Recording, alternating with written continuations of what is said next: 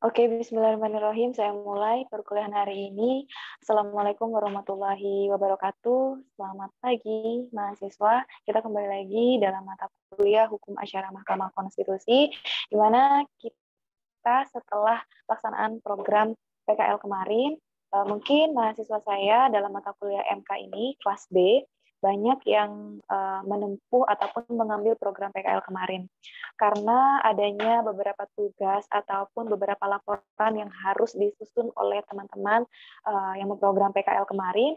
Jadi untuk saat ini saya laksanakan perkuliahan untuk tatap muka yang ke-13 ya, untuk tatap muka yang ke-13 secara virtual melalui video pembelajaran YouTube. Dan untuk mata kuliah ini pada TM yang belum sempat saya ganti, yaitu kemarin pada hari Senin juga, dan pada tanggal merah kemarin belum saya sempat ganti. Jadi nanti ada sekitar 2 atau 3 video pembelajaran lagi yang akan saya share kepada teman-teman untuk menambah referensi ataupun materi guna ujian akhir semester nanti.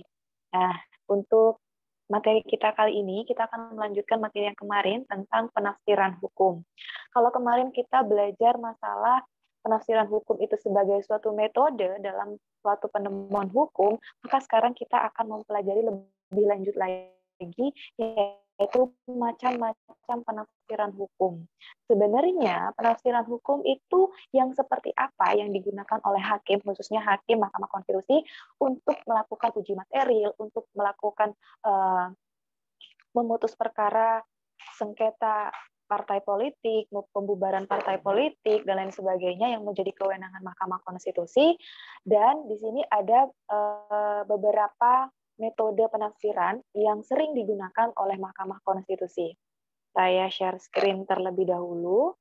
Nah, jadi untuk macam-macam penafsiran, di sini ada penafsiran berdasarkan hukum, ada juga penafsiran berdasarkan konstitusi. Saya mengambil pendapat dari Sudikno Mertokusumo dan Apitlo, di mana pendapat dari beliau ini, beliau memilih 6 jenis interpretasi yang lazim digunakan oleh hakim pengadilan, khususnya oleh hakim pengadilan pada acara Mahkamah Konstitusi, mulai dari interpretasi gramatikal, teleologis, sistematis, historis, komparatif, hingga pada futuristis.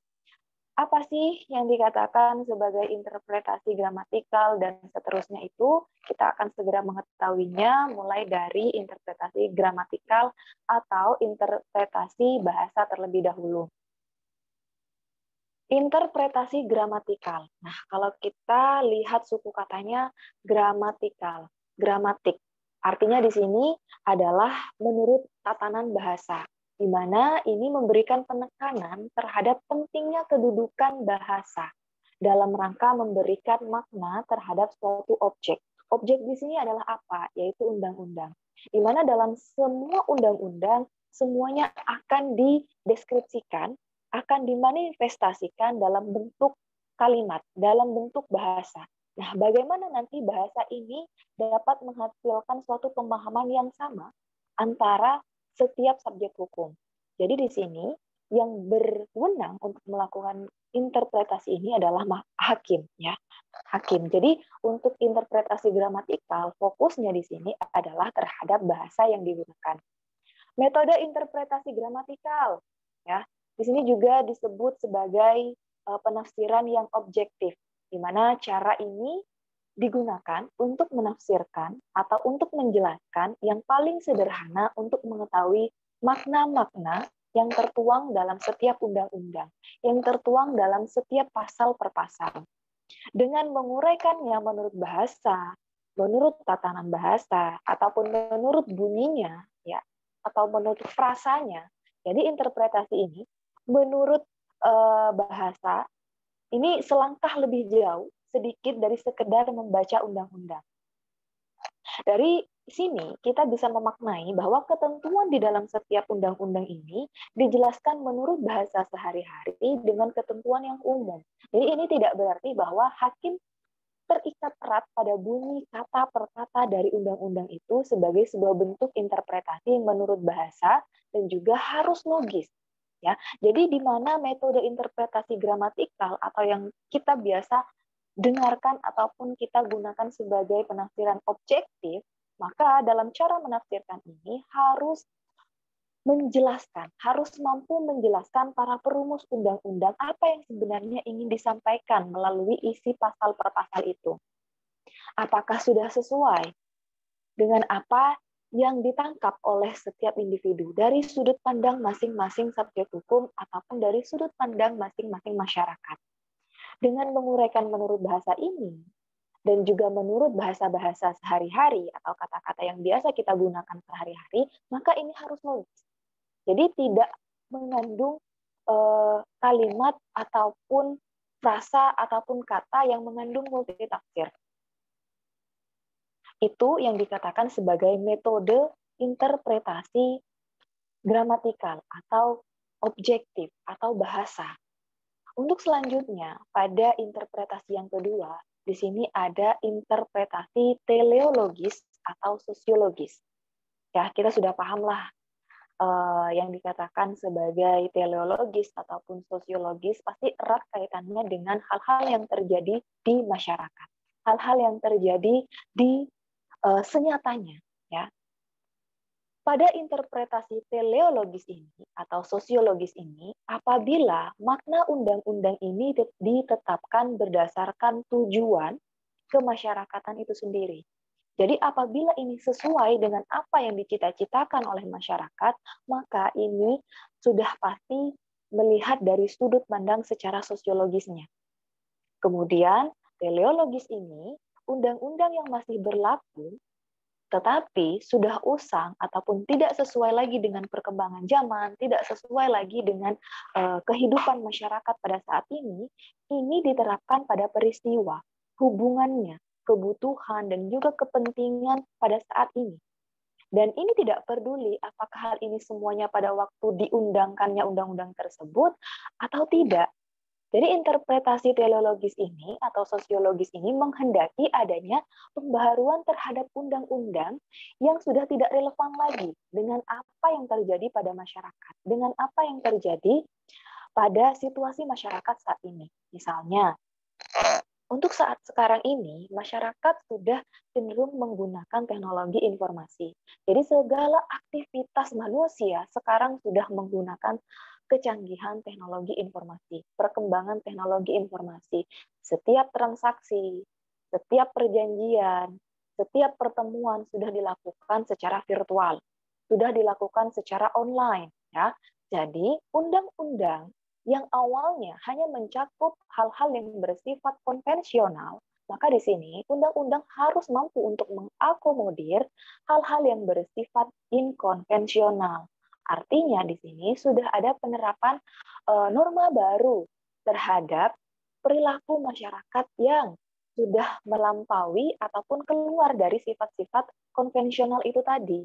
Sehingga peraturan perundang-undangan ini haruslah disesuaikan dengan peristiwa-peristiwa, hubungan-hubungan, dan juga situasi sosial yang baru.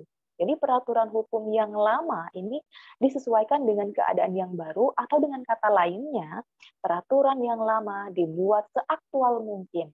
Inilah di sini kenapa dalam suatu peraturan perundang-undangan seringkali dilakukan perubahan, dilakukan nonaktif, undang-undang tersebut sudah dikatakan tidak sesuai lagi ataupun tidak berlaku lagi, maka disinilah dilakukan yang namanya interpretasi teleologis ataupun sosiologis, di mana interpretasi ini menghendaki adanya aktualisasi undang-undang terhadap pemberlakuan undang-undang tersebut pada peristiwa, hubungan, kebutuhan, kepentingan masa kini. Jadi undang-undang di sini harus update, harus kekinian lah kalau bahasa kerennya saya katakan seperti itu. Jadi tidak hanya style yang di-upgrade, tidak hanya mode yang di-upgrade, tapi undang-undang juga harus mengikuti perkembangan zaman. Itulah kenapa setiap undang-undang harus dilakukan revisi apabila undang-undang tersebut sudah dianggap tidak mampu untuk mengakomodir perilaku ataupun tingkah laku masyarakat sebagaimana saat ini. Dan selanjutnya, interpretasi yang ketiga yang digagas oleh Apit Law, di sini ada juga interpretasi sistematis atau logis. Ya, sistematis atau logis, terjadinya suatu undang-undang itu selalu berkaitan, selalu tersistematisasi, ya, selalu berurutan. Jadi ada sangkut pautnya, ada berkaitannya dengan peraturan perundang-undangan yang lain. Dan tidak ada undang-undang yang berdiri sendiri lepas sama sekali dari keseluruhan sistem peraturan perundang-undangan yang lain, maka setiap undang-undang ini merupakan bagian dari keseluruhan sistem perundang-undangan yang lain. Karena kalau kita lihat pada hierarki peraturan perundang-undangan, Undang-Undang Dasar menempati kedudukan tertinggi, di mana undang-undang yang sudah diimplementasikan ke dalam bentuk undang-undang, ini haruslah merujuk pada peraturan yang di atasnya. Begitu juga peraturan yang lainnya, peraturan pemerintah, ya peraturan presiden, itu semuanya harus merujuk pada peraturan perundang-undangan yang lainnya. Ya, jadi untuk menafsirkan undang-undang sebagai bagian dari keseluruhan sistem, ya, bagian dari keseluruhan sistem ini, maka perundang-undangan dengan jalan menghubungkannya dengan undang-undang lain ini disebut dengan interpretasi sistematis atau interpretasi logis, di mana secara logika hukum di sini adanya hubungan antara peraturan perundang-undangan yang satu dengan peraturan perundang-undangan yang lainnya, ini menandakan adanya suatu keterkaitan atau suatu korelasi antara satu undang-undang dengan undang-undang yang lainnya, sehingga di sini terjadi harmonisasi, ya, tidak terjadi yang namanya pertentangan, tidak terjadi yang namanya inharmonisasi. Jadi di sini tujuan dari interpretasi sistematis atau logis itu adanya kesepahaman antara pembuat undang-undang di tingkat undang-undang, di tingkat peraturan pemerintah, di tingkat peraturan presiden, ini semuanya selaras. Tidak ada yang mengatakan A, tidak ada yang mengatakan B. Semuanya jika A, semuanya A. Jika undang-undang mengatakan B, semuanya B. Itulah yang nantinya tujuan hukum, kepastian hukum itu akan tercapai. Untuk interpretasi yang selanjutnya di sini ada interpretasi historis. Ya, kalau kita lihat katanya lagi, secara harfiahnya, historis berarti sejarah. Makna ketentuan dalam suatu peraturan perundang-undangan ini dapat juga ditafsirkan dengan cara melihat sejarahnya, melihat histori pembentukan peraturan itu sendiri, di mana dalam interpretasi histori ini diklasifikasikan menjadi dua part, ya, menjadi dua bagian. Penafsiran menurut sejarah undang-undang dan juga penafsiran menurut sejarah hukum. Dengan penafsiran menurut sejarah undang-undang, yang pertama, ya, ini menurut sejarah undang-undang ini hendak dicari maksud ketentuan undang-undang seperti yang dilihat atau dikehendaki oleh pembentuk undang-undang. Jadi pada waktu pembentukannya itu harus diketahui terlebih dahulu apa yang sebenarnya menjadi tujuannya, apa yang sebenarnya menjadi rasio legisnya, apa yang sebenarnya melatar belakangi para pembentuk undang-undang itu membuat undang-undang tersebut, gitu loh. Jadi pikiran yang mendasari metode interpretasi ini adalah bahwa undang-undang ini adalah kehendak para pembentuk undang-undang, kehendak para pembuat undang-undang yang mana ini tercantum dalam teks undang-undang. Jadi interpretasi menurut sejarah undang-undang ini disebut juga interpretasi subjektif, karena hal ini tidak melihat secara objektif. Beda halnya dengan interpretasi gramatikal atau dikatakan sebagai interpretasi objektif. Kalau hal ini, kalau kita melihat ataupun mendefinisikan penafsiran menurut sejarah undang-undang, ini akan melihat dari satu sudut pandang itu saja, yaitu siapa? Itu para pembuat undang-undang. Sehingga di sini dikatakan sebagai suatu penafsiran yang bersifat subjektif atau interpretasi subjektif. Karena penafsiran-penafsiran seperti ini menempatkan diri si pembuat undang-undang ini pada pandangan subjektif para pembentuk undang-undang. Sebagai lawan interpretasi menurut bahasa atau gramatikal yang dikatakan sebagai metode objektif. Sedangkan penafsiran sejarah menurut hukum atau penafsiran menurut sejarah hukum ini dikatakan sebagai metode interpretasi yang hendak memahami undang-undang dalam konteks seluruh sejarah hukum.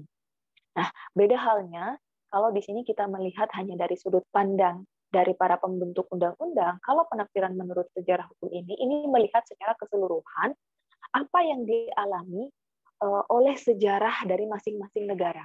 Misalnya, negara Indonesia, bekas jajahan Belanda. Makanya di sini Indonesia menganut sistem civil law misalnya. Itu yang melatar belakangi kenapa di sini perlu diketahui sistem hukum apa yang digunakan di Indonesia. Atau metode interpretasi berdasarkan undang-undang, berdasarkan sejarah hukumnya, memahami bahwa undang-undang ini diciptakan dalam konteks seluruh sejarah hukumnya. Jadi sejarah mulai dari dekade yang pertama, mulai dekade yang kedua, ya, mulai dari amandemen yang pertama hingga pada amandemen yang keempat, sebenarnya apa yang menjadi latar belakang adanya sejarah masing-masing negara itu? Apakah ini karena adanya beberapa kejadian-kejadian yang melatar belakangi, mulai dari dulu Indonesia yang berbentuk kerajaan, sehingga pada adanya sebuah peperangan di Indonesia terjadi dan lain sebagainya itu, sehingga itu bisa menjadi latar belakang bagi pembentuk undang-undang untuk menginterpretasikan ke dalam ataupun memanifestasikan itu ke dalam suatu bentuk peraturan perundang-undangan. Selanjutnya untuk interpretasi selanjutnya di sini ada komparatif ataupun perbandingan. Interpretasi komparatif ataupun perbandingan di sini dapat dikatakan sebagai sebuah metode penafsiran yang dilakukan dengan cara untuk membandingkan antara beberapa aturan hukum. Bisa antara aturan hukum positif di negara yang satu dengan di negara yang lainnya, atau beberapa aturan hukum berdasarkan jenisnya. Jadi di sini jenisnya itu misalnya ada aturan hukum barat, ada aturan yang berdasarkan hukum Islamnya. Di sini dikomparasikan, di sini dibandingkan. Sebenarnya apa yang menjadi pembeda? Lalu apa yang menjadi keunggulannya? Lalu mana yang nantinya dapat diterapkan? Begitu. Jadi ketika kita membandingkan antara sistem hukum yang satu dengan sistem hukum yang lainnya, ya, itu nantinya akan ketemu solusinya, ya. Jadi konklusi atau solution dari hasil perbandingan interpretasi ini, maka hasilnya nanti akan dituangkan atau dimanifestasikan dalam suatu bentuk peraturan perundang-undangan. Sehingga tujuan utamanya dari hakim untuk melakukan perbandingan antara hukum yang satu dengan hukum yang lainnya, sistem yang satu dengan sistem hukum yang lainnya adalah dimaksudkan untuk mencari kejelasan, untuk mencari pencerahan mengenai makna dari suatu ketentuan undang-undang itu. Jadi interpretasi perbandingan atau komparatif ini dapat dilakukan dengan jalan membandingkan penerapan asas hukumnya misalnya dalam peraturan perundang-undangannya yang lain dengan aturan hukum yang di negara yang lain. Di samping itu, perbandingan hukum ini ataupun interpretasi secara komparatif ini tentang latar belakang atau sejarah pembentukan hukumnya. Nah, kita membandingkan antara objek yang satu, objek hukum yang satu dengan objek hukum yang lainnya, di mana nanti hasilnya itu dapat diterapkan dalam suatu manifestasi peraturan perundang-undangan. Next, untuk interpretasi ataupun penafsiran yang selanjutnya, di sini ada interpretasi futuristis. Ya, interpretasi futuristis atau penemuan hukum yang bersifat antisipasi. Kalau kita melihat katanya future, jadi untuk masa yang akan datang, ya, untuk masa mendatang, untuk kegiatan atau sesuatu yang akan dilakukan, masih akan dilakukan. Jadi interpretasi futuristik ini atau metode penemuan hukum yang bersifat antisipatif ini adalah penjelasan ketentuan undang-undang yang belum mempunyai kekuatan hukum. Jadi di sini interpretasi ini lebih bersifat ius constituendum artinya hukum yang dicita-citakan atau hukum yang diharapkan. Ini berbeda dengan ius constitutum atau hukum yang berlaku pada saat sekarang ini, karena pada hakikatnya tujuan utamanya atau purpose dari interpretasi futuristik ini adalah untuk sifatnya ini akan dilakukan, masih akan dilakukan, atau untuk melakukan sesuatu berdasarkan apa yang dicita-citakan. Dan ini masih belum mempunyai kekuatan hukum. Artinya ini tidak dapat mengakomodir, namun ini dapat dijadikan sebagai bahan evaluasi, bahan untuk dilakukan revisi-revisi terhadap peraturan perundang-undangan, yang mana peraturan perundang-undangan itu apabila dirasa tidak lagi relevan dengan apa yang terjadi pada saat ini. Nah, itu keenam interpretasi ataupun penafsiran berdasarkan Apid Law, dan apabila ada penyampaian saya yang kurang jelas, kurang dimengerti, silahkan ditanyakan di kolom komentar ataupun discuss melalui email saya. Ini saya cantumkan email saya di fb23@wiraja.ac.id. Silahkan teman-teman send message di situ, tanyakan apa yang menjadi permasalahan ataupun apa yang belum dimengerti dari apa yang telah saya sampaikan. Nah, itu rekan mahasiswa yang bisa saya sampaikan pada video pembelajaran saya hari ini. Sekali lagi, saya mohon maaf apabila ada yang kurang berkenan atas penyampaian materi saya. Kita jumpa lagi di next video. Dan untuk absensi, silahkan teman-teman untuk mata kuliah Hukum Acara Mahkamah Konstitusi khususnya kelas B ini, silahkan absen di kolom komentar menyertakan nama lengkap, NPM, beserta kelasnya. Dan saya ucapkan terima kasih untuk seluruh teman-teman YouTube yang sudah menyimak video saya akhiri video ini, video pembelajaran ini. Semoga video ini bermanfaat untuk kita semua, dan salam sehat. Saya akhiri. Assalamualaikum warahmatullahi wabarakatuh.